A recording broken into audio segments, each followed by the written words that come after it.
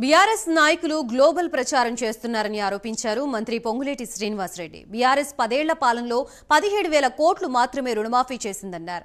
కాంగ్రెస్ ప్రభుత్వం 31,000 కోట్లకు పైగా రైతుల రుణాలు మాఫీ చేసిందన్నారు. రుణమాఫీ కాని రైతులకు కట్ ఆఫ్ డేట్ ఫిక్స్ చేసి లోన్ మాఫీ చేస్తామన్నారు. హిమాయత్ సాగర్ లో తన ఇల్లు బఫర్ జోన్ లో ఉండే కూల్చివేయాలని సవాల్ చేశారు మంత్రి పొంగులేటి.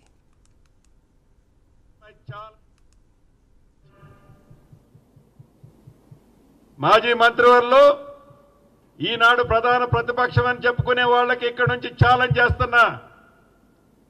ఒక్క ఇటుక